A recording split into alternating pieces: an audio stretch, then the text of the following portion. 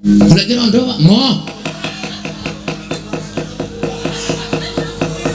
Engko dudah manang ngono golek rondo engko nggoro aku. Wis. Bares. Hah?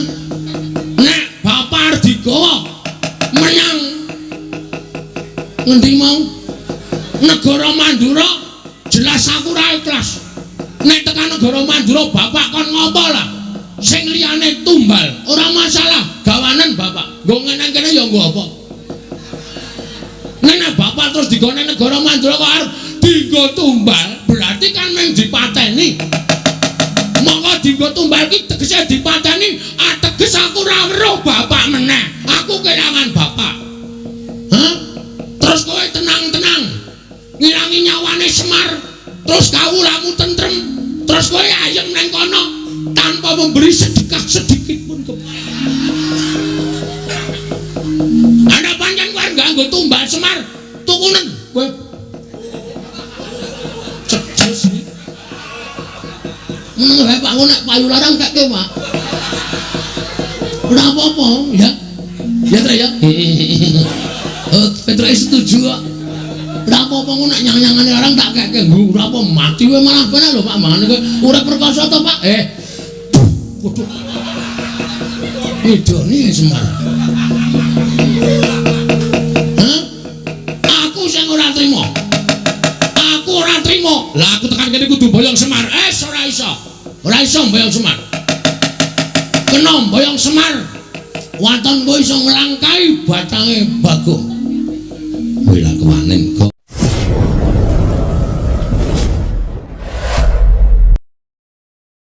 Ndak entek, ya nek dijake apik, nek kecake ora apik ya bakal entek. Ning nggo vertikal pikiran ki luwih berharga tinimbangane Dono Probaya. Lho. Ora nggo dane, ora sah. Danane saka awake dhewe. Awak dhewe kudu wani geteh sithik. Ngono. Kudu wani berdarah-darah sik. Lho. Ana tetembungan berakit-rakit ke hulu, berenang-renang ke tepian. Lho, bersakit-sakit dhisik, bersenang-senang kemudian. Lara-lapa dilakoni. Engko kepenake dirasake bareng. Nek aku caraku kaya ngono kuwi. Ngono. Ora ana wong mukti, ora ana wong pinter, ora ana wong sugih. Langsung dadakan sugih kuwi ora eneng, mesti budidaya. Mesti berusaha. Biyen yo saka cilik, biyen yo saka sithik dadi akeh, saka cilik dadi gedhe. Ngono. Ora ana wong kok tiba-tiba nampa duit sak gepok terus dadi sugih kuwi ora ana. Upama ana, kuwi engko mlarate ya gampang. Ngono ya? Wong kepenak ki nek mak clikrik tekan dhuwur kuwi engko tibane gampang, nek ora ngrekoso dhisik kuwi engko le medhun ya gampang. Ning nek direwangi ngrekoso, direwangi tapa brata, diwangi ngelih, direwangi prihatin, kuwi upama kelakon penjangkane bakale langgeng kuwi wong Jawa kepercayaane ngono kuwi. Ngono ya? Kula awak dhewe kudu wani ndandani Karang Kadempel iki nganggo apa kabisane awake dhewe dipernahke karo ndoro-ndoro kuwi, mengko nek wis dadi awak dhewe kari ngenyam kepenake. Ngenyam kepenake kuwi ya ora terus kepenak langsung kepenak ora, mboko sithik. Lho, kaya wong dodol kae buka warung ya ora terus laris biuk. Nek terus laris biuk kuwi tegese mesti tangga teparo do ngrasani, wis kae ngingu-ingu lan sak piturute. Ning mboko sithik, nek masakane digawe enak, panganane digawe murah, tur ya ladeni kanthi senyum ramah. Ha engko pelanggane akeh terus dadi kepenak. Ngono ya, Tru? Ha iya, kuwi falsafah Jawa ora kena ditinggalke. Kudu diugemi tenan. Oh iya. Ha iya. Ha, milih saking menika, Ndara. Kula suwun sawetawis wekdal sampeyan mang lenggah sawetawis wonten ing Karang Kadempel. Mangke nek kula pun miwiti mbangun Karang Kadempel niki kalih para kawula sak padukuhan. Sampeyan sing wong pinter-pinter, sampeyan nom-noman sing pun ngenyam pamulangan, sampeyan sing piyai-piyai luhur, mestine anggene ngulir budi ngasah kadiwasan benten kalian piyai utawa tiang-tiang saking padukuhan. Mang pernahke, mang toto, mang dunungke supaya apik tembe mburine, Ndara. Ya, yen ming perkara kuwi aku sagu, ora ming perkara mernahke. yen perlu kowe tak dampingi sarta kowe tak amping-ampingi tak kancani nganti rampung ing pakaryamu Kyai Semar. Dereng ngantos paripurna Mbawacana kasaro praptaning nata ing Mandura Prabu Baladewa ingkang dumrajak tanpa larapan. Kyai Semar, aku sing prapta Kakang Semar aja kaget. Sinuwun. Damel kaget raos sing manahipun ing abdipun Semar. Tiyang Agung Baladewa. Sami wilujeng rawuhipun Den. Yo. Kakang Semar tansah pinanganing kawidadaning ing sambi kula praptaku. Adoh saka rubeda.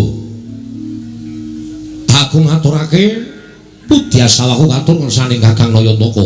Nggih, kula tampi ndadosaken jimat. Waduh, Ndara Baladewa barang rawuh, Truk. Ndara Baladewa bukti kula kunjung nggih, Den. Ndara Tiyang Agung. Ya nulung garing Datompo pangestu Tamarana. Niki sangat anggen kawula ndadosaken jimat. Sinuwun Mandura bekti kula katur nggih, Den. Ya, Petruk kantong belum Datompo pangestu Tamarana. Wingi kula pun dinggo jimat paripe. Ndara Baladewa bekti kula katur nggih, Den. Ya, Bagong. Ndak tompo pangestu Tamarana, Bagong. Ini sang karo pundi? Melu cepet iki lho. Aku nek ngomong cepet banget ya. Nek ra tak imbangi, aku ki biasane alon-alon ya. Kono kok cepet. Iya. Wah. Semar aja kaget aku prapta ning Karangkadempel. Nggih. Wigatosipun menapa? Jejeripun Tiyang Agung mesinipun boten perlu rawuh enten Karangkadempel. Cukup panjenengan utusan Nayaka Mandura nimbali dhateng kula. Hadan? Supados sak mangke kula saged sowan ning kok dadak kroyo-royo rawuh teng Karangkadempel. Wigatosipun napa? Kakang Semar. Isawangen Baladewa Kakang Semar dina samengko iki nganti persasat kaya wis ora duwe pangarep-arep urip. Ngerti lamun wis ana 3 sasi iki negara Mandura ketaman pegeblut. Akeh para kawula ingin esuk lara sore ketiwasan, sore lara esuk tekaning pati. Mongko madal saring usada. Wis ora kurang-kurang gonku ngrawake para Brahmana Winasiswa Sugata Myangkala nimpuna supaya nambak rengkaning praja parandening katindakake gagar wigartan antuk karya. Nganti adeking nata Mandura Baladewa disuraki dening para kawula sak negara Mandura. Sinenggo aku sawijining ratu ingkang ora bisa paring pengayoman marang kawulaku. Waduh, Kakang Semar. Mandura geger. Ngendi-endi papan padha untran-untran, ngendi-endi papan padha unjuk rasa. Merga ora nrimakake nggonku ora bisa nyirep marang pageblik niku momo nang Praja Mandura. Salajengipun kados pundi? Nalika semono wanci ingkang tak entokake, aku nglakoni prihatin. Kanthi srana sari narite sesempek ron raja mula bebantal boto sarimbak. Nalika semono ana wangsiting dewa ingkang paring sasmita nglawan Baladewa supaya aku sowan marang Karangkadempel nyuwun biyantuning Kakang Semar. Lah namung sak kula. Terus kula kenapa cobi kula badhe nyuwun priksa. Kula kadhawan menapa? Ya mung aku yen bakal bloko karo Kakang Semar iki mau, rasaku ora kepenak. Rasaku ora tekan. Ning yen to ngelingi kahanan negaraku, paripaksa aku kudu kuat lan tekan matur marang ngersani Kakang Nayantaka. Nggih, mboten napa-napa, mboten napa-napa. Mang paring pangandikan. Nek pancen Semar kudu dadi srana waliyaning Praja Mandura nggene ketaman pegebluk, kula mboten napa-napa, mang dawuh napa kula nderek. Sampun malih to kadhawan minggah gunung. Nadyan kula kadhawan jegur segara, kula purun waton dados waliyanipun negara ing Mandura. Kula kadhawan beto barang ing awrat kula sagah nglampahi, kula kadhawan mlampahi ing tebih kula mboten badhe selak. Waton dika Ndara Baladewa paring dawuh. Ning yen aku matur apa Kakang Semar ora kogel penggali luwih-luwih. Penggalihmu ora pingget mergo aturing Baladewa. Den, kula niki nek upama ngrasake pinggete ati, wis tatas runtang-ranting ati kula. Kula niku momong para Pandhawa ora pisan ora pindho digawe gela, kula ya ora apa-apa. Momong Ndara Janaka ora pisan ora pindho digawe kagol ati kula, ati kula ya ora pingget, ati kula ya ora serik. Upama kula niku ngopeni rasa mangkel, ngopeni rasa sing pingget teng ati, mbok menawa kula wis minggat saka Ngamarta. Kula wis wegah momong para Pandhawa. Ning gandeng tumrap Semar wong urip ing alam padang menika, apik-apike wong urip niku nek linambaran sabar, tuwene ikhlas. Nadyan disebut niku gampang dilakoni angel. Ning apik-apike wong nek iso nglakoni watak sabar lan ikhlas niku dadi mantasaning menungso, dadi mustikaning titah. Mila monggo kula aturi paring dawuh Semar kapurih napa? Aja lara ati aku tak matur marang saniki Kyai Nayantaka. Nggih, mangendika mboten napa-napa. Wanter dawuhing dewa ing tak tampa. Nalika semono metu marganing pasumenan.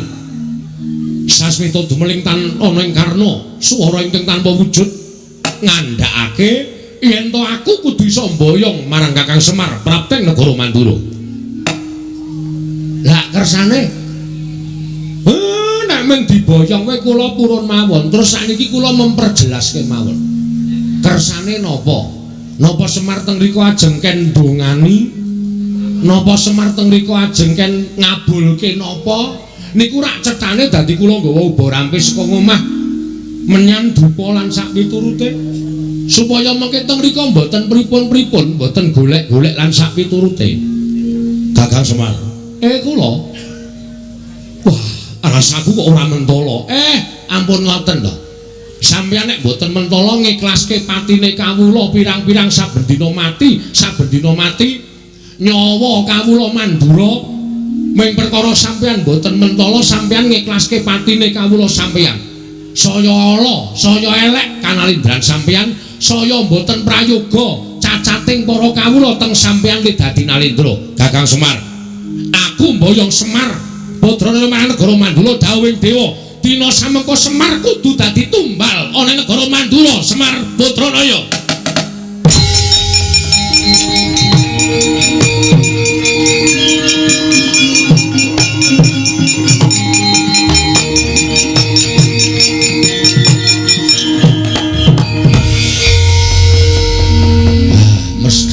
Mesti lho.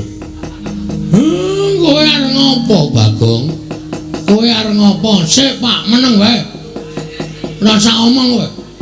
Kene ra sing nanggapi aku ora gayeng iki, Pak. Kuwi sinuwun Mandura wis ngerti. Aku wis apal. Iki ya bendaraku, ya pepundhenku. Kok cetha banget omongane. Semar, kowe atagon ning Mandura arep tanggo tambal. Bosok kupinge. Apa Gong tambal? Tumbal. Hah? Tumbal. Tumbal apa tambal? Tumbal. Tumbal apa tambul? Tumbal. Tumbal? Saya nesu aku. Penyakit gugu karepe dhewe. Nek ra digenahke Petra iki mau aku basa apik-apik karo sampean. Nek barang digenahi karo Panakawan sing jenenge Petra, kakangku. Nek Semar arep digawe ning negara Mandura nggo tumbal, wae lah. Kewanen kowe ling ngucap. Aku jane ora mentala, Bagong. Ning piye meneh? Negara Mandura mbutuhake Semar. Semar ki menungsae, udu sapiye? Semar ki menungsa. Bapak Semar ki menungsa tur dadi pengarepe Padukuhan Karang Kajembel. Nah saniki kula takon karo sampean. Sampean entuk wangsit saka sapa? Saka dewa. Dewa ki cetha jenenge sapa? Bathara sapa? Wah, nek bab kuwi aku ora ngerti. Kuwi mung swara tok. Wah iso uga kuwi mung swara tip. Utawa wong jajal sound system. Aja kepenak kowe waton nyuwara. Kowe tapa merem to? Merem. Kowe lek tapa ora ndelokke sapa-sapa to? Ora. Lah, kuwi kowe lek tapa endi? Ning Sanggar Pamelengan. Sanggar Pamelengan iki kiwa tengene ning omah ora? Ana. Lah aku mesti wong nyetel sound system. Udu swara dewa. Lah kok dadi kowe ngawur arep boyong karo Semar Gagabranganamaya. Badranaya. Nayantaka Bojogati. Duda Manangunung. Kowe duda wae ora? Aku jenenge duda manang ngono. Rasa cerewet kok ngono kok tak takokku ora. Golek rondo Pak. Moh. Kok duda manang ngono golek rondo engko nggoro aku. Wis. Bares. Hah? Nek Bapak Ardigawa menyang ngendi mau? Negara Mandura jelas aku ra ikhlas. Nek tekan negara Mandura Bapak kon ngopo lah? Sing liyane tumbal, ora masalah. Gawanen Bapak. Nggo ngene kene ya nggo apa? Nek Bapak terus digone negara Mandura kok arep dienggo tumbal, berarti kan mung dipateni. Monggo dienggo tumbal ki tegese dipateni, ateges aku ra weruh Bapak meneh. Aku kelangan Bapak. Hah? Terus kowe tenang-tenang. Ngilangi nyawane Semar. Terus kawulamu tentrem. Terus kowe ayem nang kono tanpa memberi sedekah sedikit pun kepada.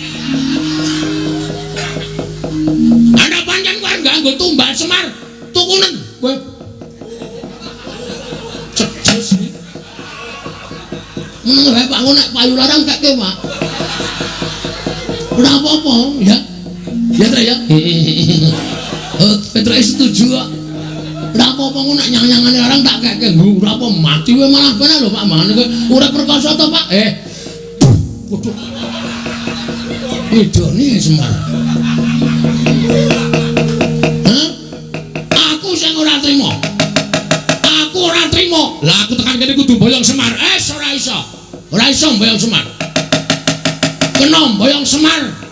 Waton kowe iso nglangkai batange Bagong. Kowe lak kewanen, Gong. Ndara Baladewa iki duwe pusaka ampul, Gong. Apa? Nenggala Alugara utamake Gunung Jugruk Segara Asat. Kowe duwe pusaka apa? Wah, ora ngerti. Nek men tamake Gunung Jugruk aku duwe to. Saya nek adem-adem ngene iki. Tak tamake Gunung Jugruk kabeh yakin mbok Gunung 10 wis to. Tamani Jugruk kabeh. Tenan aku yakin wis. Jenenge apa bos? Ora tak duduhi jenenge. Nek ngerti duduhi bentuke ya, Cuk. Ya ya. Lah mentuk nanti kok oh, gawan. Oh. Gawan padake iki. Anggere tak tuk ngono mesti guru-guru ngiwonengen.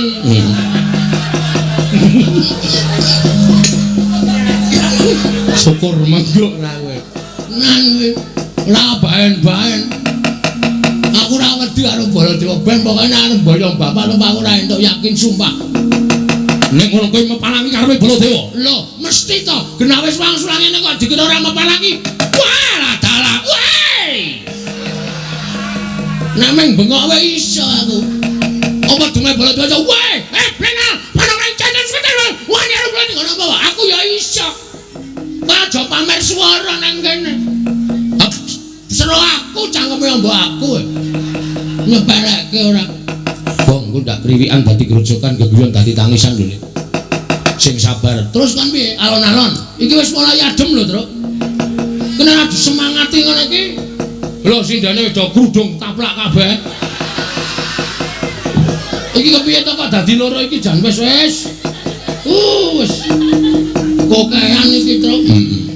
Sing loro diglundungke mrono wae kok. Mesake ora. Jero banget ya ora. Aja nganggo lho Pras kok manci ngono. Kok nang yo saka kono wae. Dikai godhong medeng ora. Ngono. Iki malah werna-werna.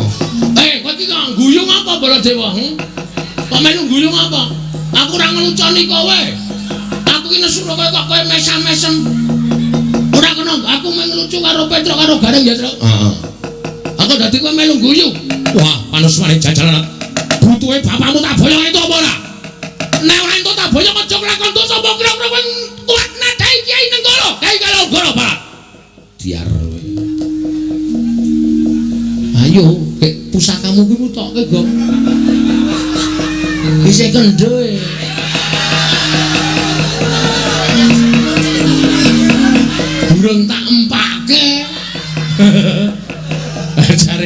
iso nuthuk gunung. Iki nek nanti matke ya nggo nuthuk ya ora jugrek. Men kaya wong keplok.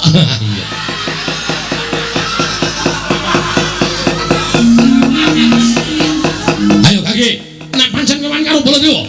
Kaki, tanpa ana Baladewa. Kowe meparangi aku ngene meyang Semar Badrana aja nglakon to Bagong. Nek ngendi papan ana terkati dayan. Diteter Baladewa apa Bagong sing tekane pati. Bong. Ngopo kok mundur? Teratapan ya aku. Nah, terus? Oke. Wisen ditonton karo Petro karo Gareng. Iwas bengok-bengok kok ora wani. Oke, nanti papane wong neter kadetayan. Bagong. Mundur. Ngapa, Pak? Mundur. Aja dipisah, Pak. Aja dipisah. Ora tak pisah, mundur. Aku wani, Pak. Ya aning mundur. Kowe ora ngerti kowe iki okol ora nganggo akal. Bapakmu iki delok temandang ora usah bengok-bengok ning merantasi. Bapak arep gelem diboyong, ora, ning kowe minggat tok. Kandhane nyayel ora. Wah, getun aku to. Ra sida gelut getun aku. Gayamu lah. Moto penge iki. Nuwun sewu. Nek sampeyan ajeng boyong kali Semar ngawi nggo kula mang boyong. Kula ikhlas didadekke tumbal teng negara Mandura mboten napa-napa. Kula manut. Yen kowe ikhlas mapana dina iki tak boyong Semar Badrana. Monggo ndara kula kantun nderek kali sampeyan. Ucap kacarita nalika semanten. Asamandha Kyai Semar Badrana nggih sanata Prabu Baladewa. Eling-eling Semar pusaka bisa kandha jimat kang bisa ngucap kasir lan kadidayan linangkung bebasan Dewa Ngejawantah. Dupiarsa ngrayang Lurah Semar Badrana kena dayaning Lurah Semar Badrana dawah kalenggak nata Mandura. Ilang sipating nata Mandura nenggih perjineman pasetan daya lumayet nenggih Sang Jaramaya.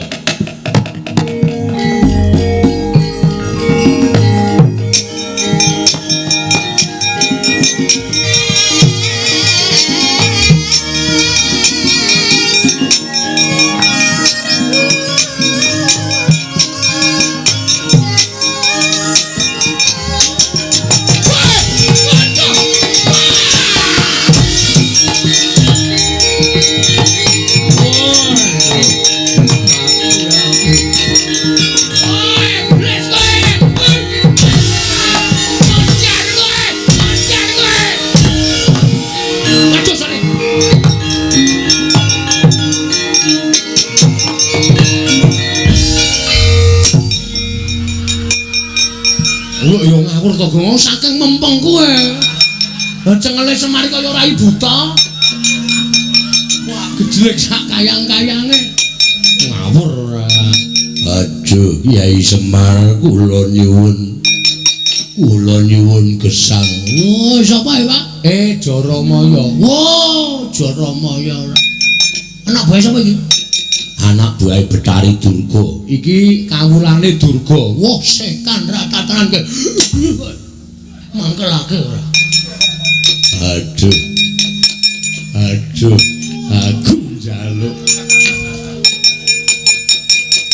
Aku njaluk urip Semar. Aku njaluk urip aduh. Kowe iki ngopo ora tak kabak-kabake? Aduh mati aku. Aduh Semar. Iya tak nehi urip Jaramaya, tak nehi urip. Aduh. Bagong kowe tak tutuk ndasmu lho. Iki wis ora iso apa-apa kuwi ora sato kapak-kapake. Iki pancen tumbak cucukan iki. Aku kira ngapa-ngapa ya, Men. Ki meng tengok nang kene kok. Waduh.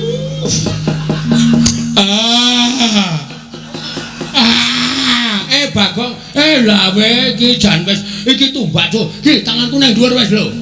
Ora ngapa-ngapa. Aduh.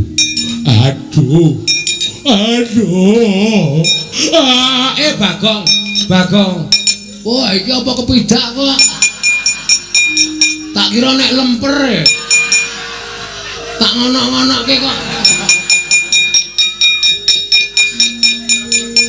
Apa ya nglembreh. Waduh. Piye dagelane bapakku isih payu ta? Alah. Nglembreh tak idak tak kira nek lemper gogrok. Angger tak jokke kok aduh, tak undurke aduh. Lemper kok manak iki aku. Aduh. Ayo wetenge loro lho kae men. Atok gilek-gilek kok ya. Karena rada rapate kok gilek ya. Iya. Tak pernah ke. Joromaya.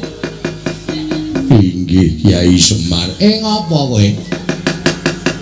Namung dipun utus Pandya Betari Durga supados saged damel karti sampika pejahipun Kakang Semar inggih Kyai Nayantaka. Durga ya ora leren-leren gone gawe srana patine Semar. Lah saiki durgane nanti samenika para perjineman Baju Barat sampun ngramyang ngebaki Karang Kadempel. Wis ngramyang ngebaki Karang Kadempel. Inggih mila mekaten. Ayo kowe minggat to. Omong karo Durga. Nek isih ganggu Karang Kadempel, iki mengko aku sing bakal ngadepi. Nyuwun pamit Kyai Semar.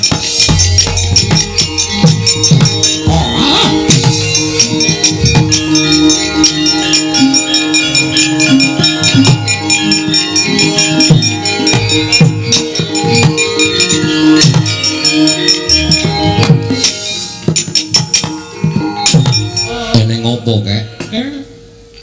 Jebul leres ngendikanipun para sepuh sami nyebataken wong sing arep duwe gegayuhan kuwi cobane mesti enggal teka. Jebul niki wau sinuwun Mandura ketoke blegere nata Mandura bareng kula sedha lah kok wujud Jaramaya matur nek Durga kali sak wadyabalane pun ngramyang teng Karang Kadempel. Kuwi lah dal. Lah terus sampean pun sagu bantu kula to. Mula perkara wadyabalane Betari Durga niki kula pasrahke sampeyan kalih anak-anak kula.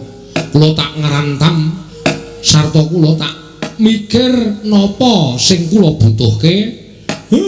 Mengke supaya anak-anak kula sing golek. Oh ngono kek. Nggih. Yo nek pancen kaya ngono aku kari manut. Wis tak rampungane karo Kakang Garukaca, Kakang Antarja. Ning ya aja lali, kakek ya tetep kudu melu ngawat-awati kelawan tandange putra-putra Pandhawa iki kek. Nggih, ampun kuwatir. Kula tansah ngampi-ngampingi kalih sampeyan. Nala Gareng Petruk Bagong, kowe krungu dhewe Karang Kadempel diancam karo balane Betari Durga. Mongko balane Betari Durga kuwi bala sing ora ketok, sing do ngati-ati. Mungsuhmu bangsaning jin setan priprayangan sing watake angkara budi candala. Kawula padha dikon supaya tata-tata samapta ing gati sawiga ing diri. Nala Gareng mubenga pedukuhan kabeh lawange kon nginep dhuwure kon menehi janur. Kanthi carana kaya mengkono ora bakal di leboni karo bangsaning Betari Durga. Petruk karo Bagong ngulakana ndaramu nek ana apa-apa matur aku. Oh nggih Pak. Nggih pangesaken dawuh. Wis pepanggihan padukuhan iki dibubarake dhisik. Aku tak ketemu karo mbokmu. Tak jake itung-itung babakan garap kahanan Karang Kadempel. Oh nggih ngestaken dawuh. Karawitan Karang Kadempel kon ngiringi Bapak Semar. Oh nggih Pak. Wah jan. Ayo gendingin apa Pak? Gugur gunung. Ora wangun. Paling ora ya ladrang apa ketawang. Kuwi sing apik. Kuwi Tangerang. Ketawang kok Tangerang ora. Apa manut aku kuwi ora ngerti. ngerti aku ki isane ming pangkur. Aku ki isane ming pangkur nek liyane Petruk kuwi sing menguasai.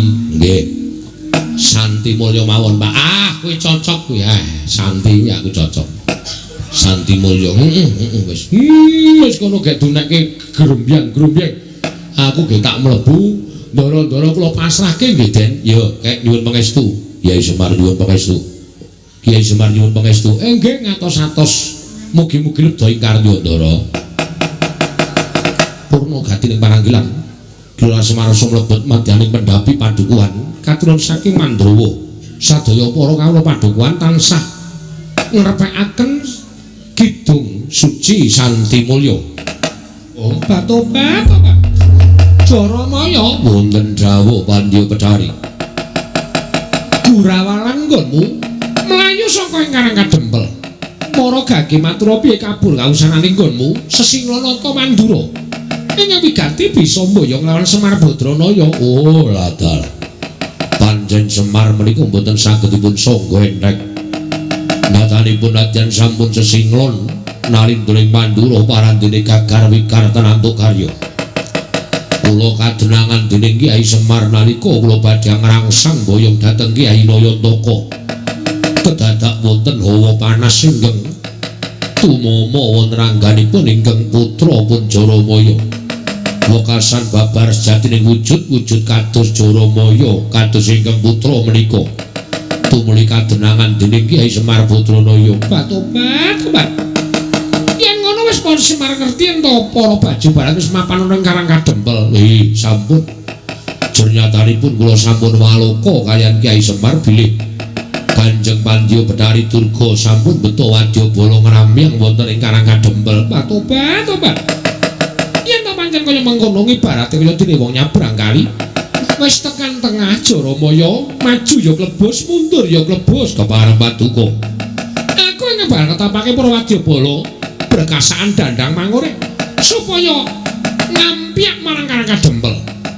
Ora ngomongake para jin setan pripayangan nang kabeh para sukma sangsaran bakal tak kepiyakake supaya giri godho kabeh wong Karang Kadempel menika langkung prayogi.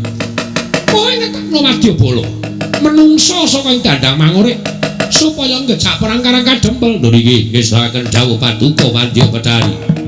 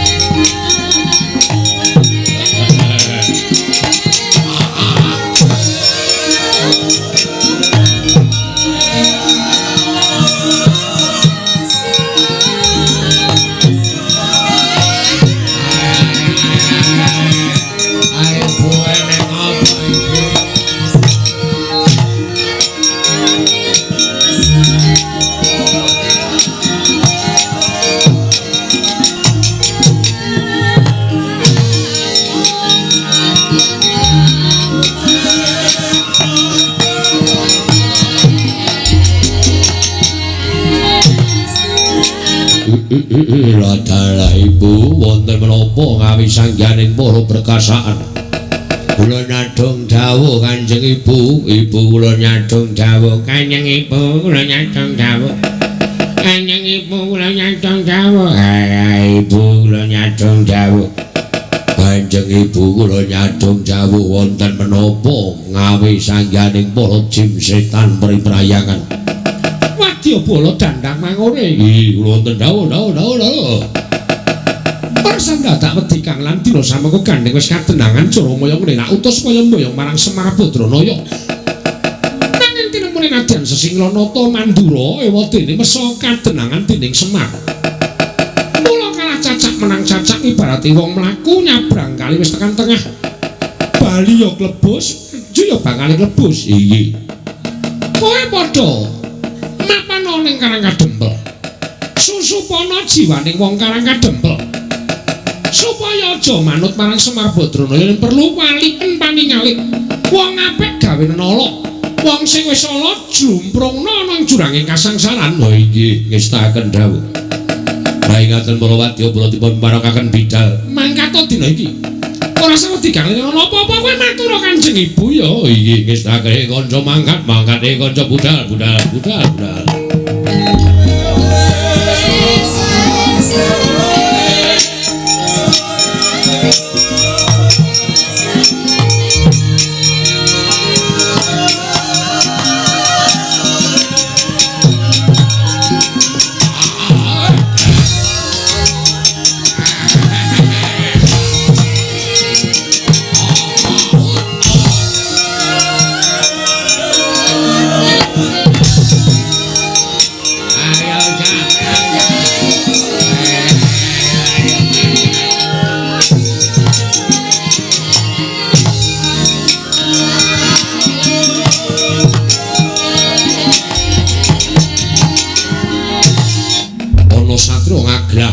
Sopo iki? Takon karo aku Satria Ngrandu Gumbala, Bambang Antasena. Ya dasar Kumulanyata. Sing buri sapa? Bambang Petruk Kantong Bolong. Sing buri dhewe sapa? Ora muni Bambang Janturan wis ora ono lho kok ngajar kuwi. Bambang wis ora ono. Aku Bambang Bagong. Ora kok do nganggo Bambang kabeh iki ya men serasi kok ya. Panjenengan nganggo Bambang Antasena, aku yo nganggo Bambang Petruk, kene nganggo Bambang Bagong itu. Ah kae sing lagi tekoke Bambang Prastiwi ya. Wis ora iso diampet tenan dol. Yo arep perang kok ngrembug sapa-sapa ki. Men aku bebas kok nyambut gawe. Oh iya wis. Kowe Wadyabala Dandang Mangure, dasar Puranyata. Semar bakal boyong marang Dandang Mangure. Ayo boyongan Semar. Langkauna kuandane Antasena. Lho. Kowe dadi palanging wong-wong Dandang Mangure. Apa-apamu ora minggat tebak dalam kene margane pantimu Singalena prapteng lalis.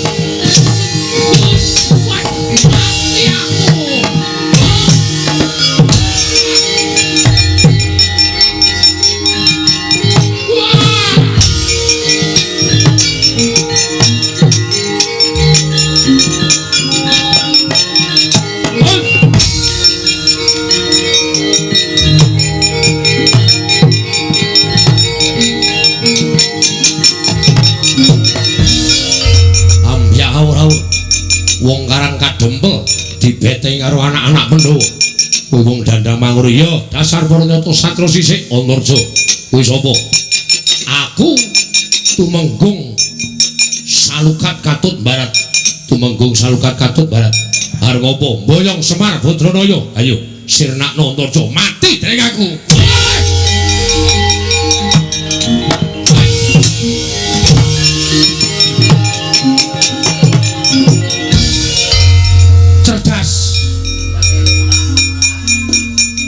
Dadak pokokan polah tak canda tak gomblesek ning jero bumi modar mesti wonge ngene iki lho wong tapi ngene iki ora kaya adine dadak mesel-mesel ke awak iya betul nggih mriko maju meneh lho kok malah dawuh aku lho pasang karo sampean adiku Garutkaca durung manggang karya. Wah, dari marang ngaso ning antariksa kene. Nek ora tak celuk tuman wae. Kakane karo adine wis nyambut gawe, sampeyan teng pundi?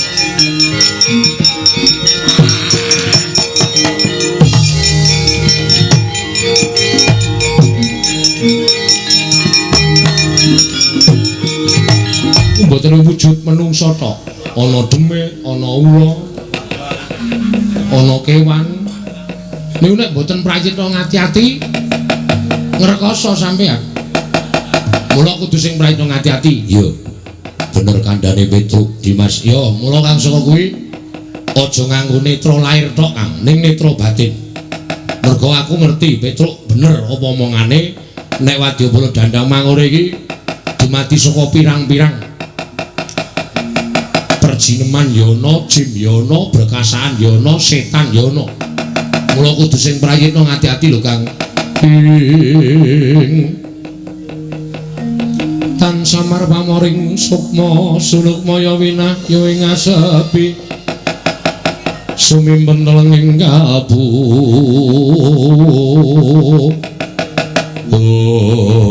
Datang prayitna nata pringgondani Prabu Garutkaca. Sinusupan balaning Betari Durga mila katingal abrit bergatak pasuryane nalika semanten datan tali wara anyan ndak ora Petruk linarak wani kaget lisang Antasena wau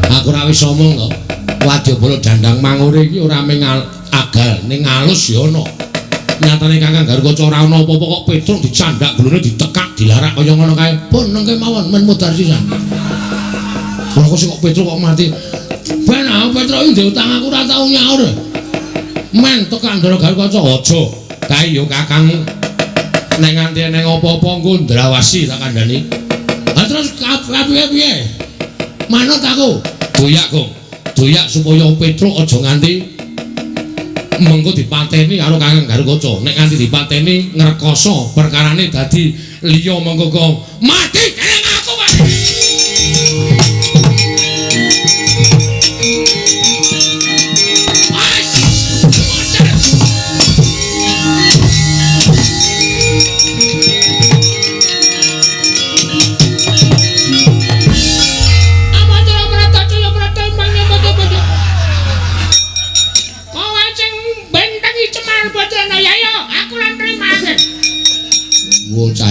selupan cah iki. Kok dadi suarane cilik kaya ngono.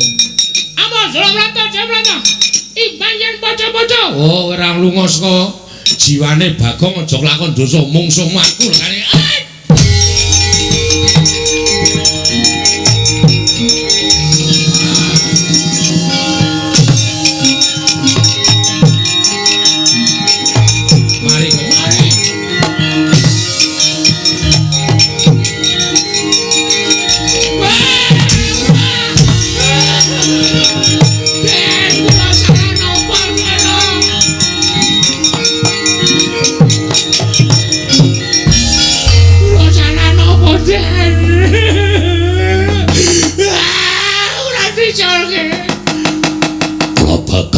Macak pancak pundakmu jebol siramu. Aduh Gong Ren modar aku dadi colke ampun kaya ngeten iki Dara sampean kenging napa Go sampean kenging napa mit Kang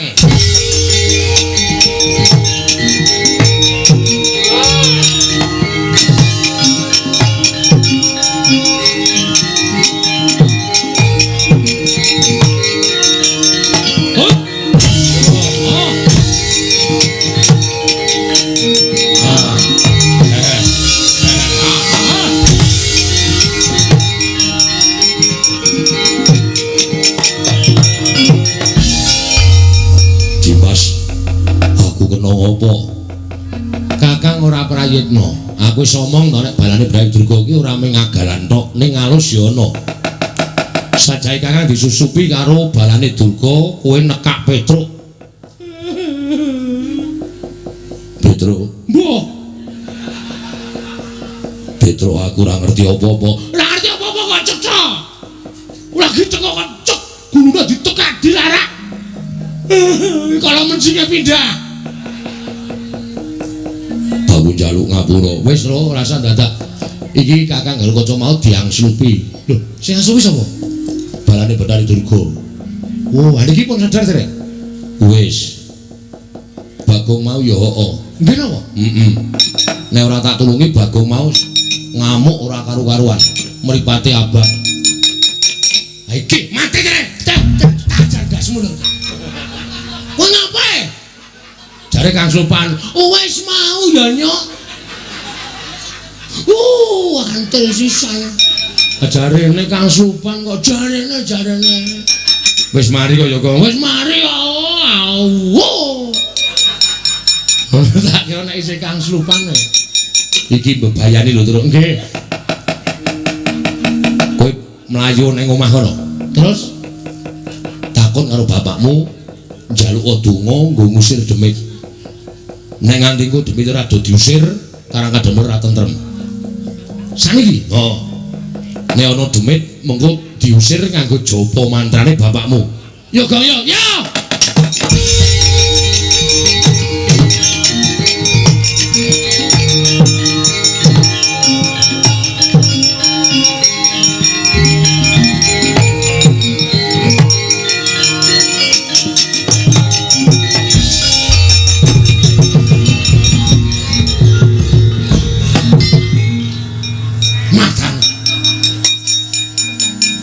Bedane mlayu banter banget. Aku sing nyuruh saka mburi kok banter banget. Ana wong tuwa tenguk lincak nganti gegeblak. Nyun ngapura, Pak. Piye Petruk?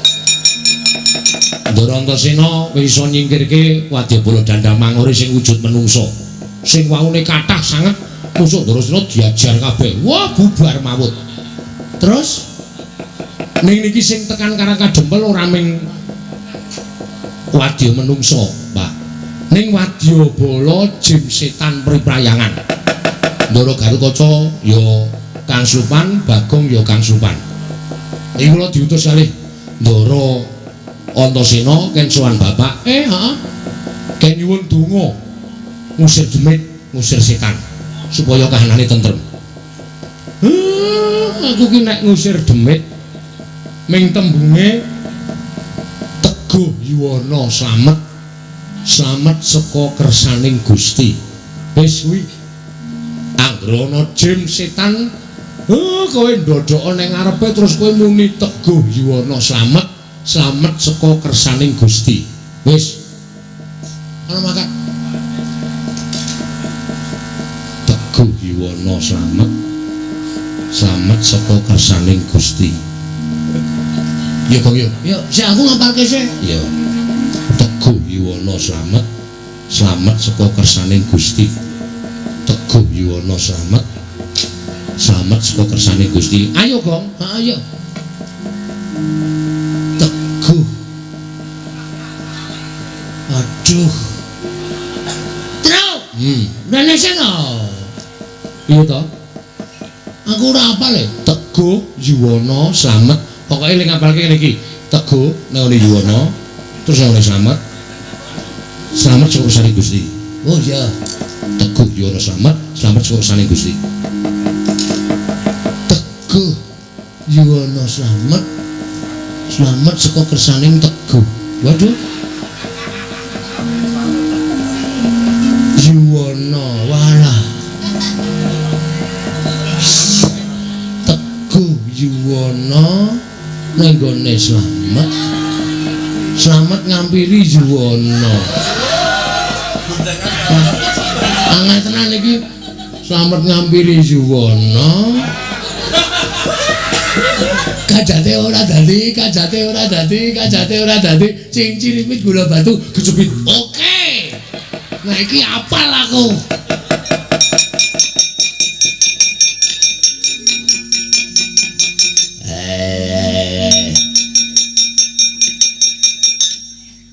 Kajate ora dadi, kajate ora dadi, kajate ora dadi, kajate ora dadi. Cincin silit.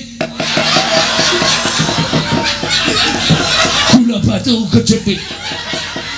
Kajate ora dadi, kajate ora dadi, kajate ora dadi. Cincin silit. Gula batu kejepit. Kajate ora dadi, kajate ora dadi. Dak. Ora apa-apa ya? Ini. Kowe mau njaluk bapak piye? Dinae kajate ora dadi, aku krungu kok. Kajate ora dadi, kajate ora dadi, kajate ora dadi, cing ciripit. Ha iya.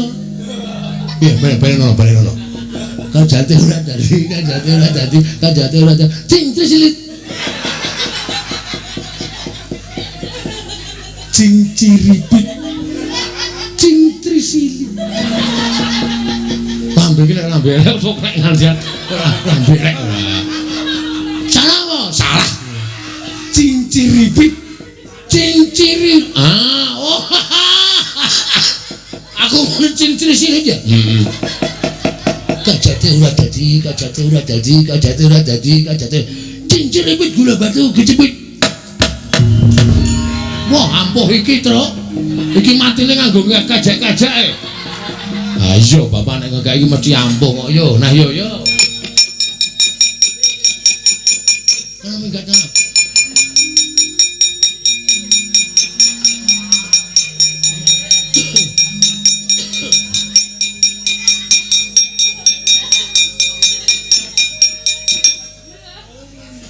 Teguh Yuwana slamet, slamet sekon. Teguh Yuwana slamet, slamet sekon. Teguh Yuwana slamet, slamet. Bang, iki bagianmu le. Kajate ora dadi, kajate ora dadi, kajate. Kajate ora dadi. Kajate ora dadi, kajate ora dadi, kajate. Kowe ngapae kalau menjinge munggah medeni penglakune kudu mbok enggokake. Tur kowe mbawahi sangganing para berkasaan kowe kuwi duwe wadyabala jin setan. Nek golek pangan ya golek pangan sing pernah, aja kok ganggu gawe karo katentremane menungso sing padha urip ning jana loka. Elinga yen to saperangan wadyabalamu kuwi uripe pancen sih sinian antaraning menungso lan bangsaning jin. Ning aja sok ganggu gawe karo menungso. Wis cinadang dening panguwasaning Gusti, jin setan kuwi duwe pangan dhewe-dhewe, menungso ya duwe pangan dhewe-dhewe. Ora kena suk-sukan rasane. Aja nganti kowe ora arik marang kamardikaning menungso. Namung kepengin madosaken tedha baju barat ingkang dipun arah milihipun Kyai Semar Badranaya. Lah apa kira-kira kuwi do tedas mangan dagingku apa piye? Apa kira-kira do seger ngombe getihku? Nek kira-kira baju baratmu ki do seger ngombe getihku, wareg mangan dagingku. Aku ikhlas. Ning kosok bali nek do mendem, nek do modar ngombe getih karo mangan dagingku, aja mbok luputke Semar. Ketoke pancen aku kuwi pancen kepenak nek diangkah dadi panganing baju barat. Ning kowe ora ngerti. Malah wong kaya Semar iki sing janjane daginge ora enak, getihe ora seger tumraping para berkasaan. Golek pangan sing apik-apik, aja ndudul kampurkaning Semar. Nek nganti aku engko muring aku nesu tak kumbala geni dadi apa kowe sawadya balamu. Nyuwun pamit Kyai Semar.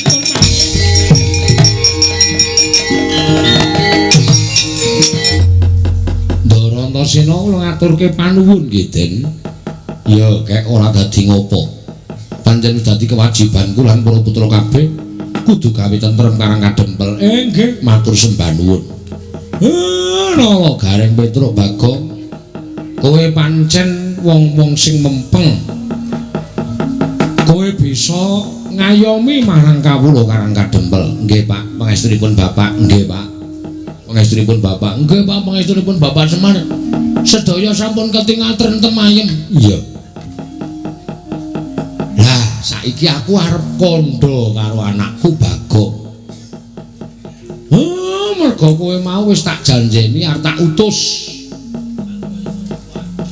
Lho, Gong, kek maju. Lah iki didadekke wong penting karo Bapak.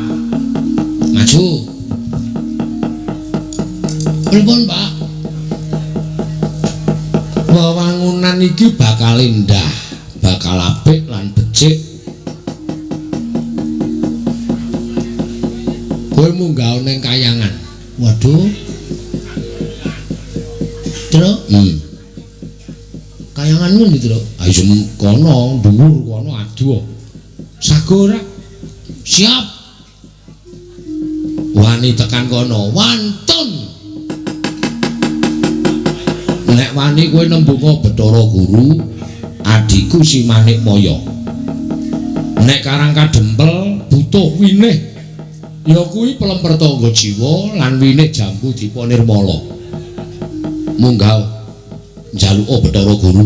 Nek Bathara Guru ra entuk, omong nek sik dawuh Semar, aku ki kakange Bathara Guru, aku ki Sanghyang Ismaya, kae Manik Maya. Teja Maya ki toga kae. Nek aku sing nembung Bathara Guru mesti menehake. Umpama mboten, umpama Bathara Guru ora menehke piye ya? Sakaremu tak paringi Purbawasesa. Tenan? Iya.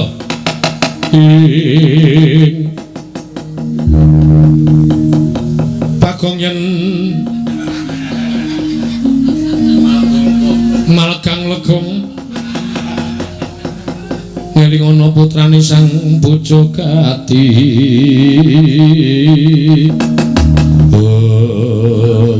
Suluk ya ngawur Bagong. Ora ana sulukan Bagong kok tak gawe ana. Engko ming mangelingono. Ayo pokoke anggere mangelingono ra wis beres ha iya. Pun ngoten Pak kula nyuwun pamit tambang semetu. Pangestu. Ya sing ati-ati. Truk aku arep gleleng, Truk. Ya. Munggah kayangan aku. Ngerti dalane apa? Ora. Aku wani dono. Sing jeneng munggah kayangan ki munggah Gunung Himawat utawa Gunung Himalaya. Kuwi gunung dhuwur banget. Nganti pucuke ora ketok. Pucuke tembus langit. Kono kuwi mapane kayangan. Kuwi nek kepleset sithik ngono, wah glundung modar.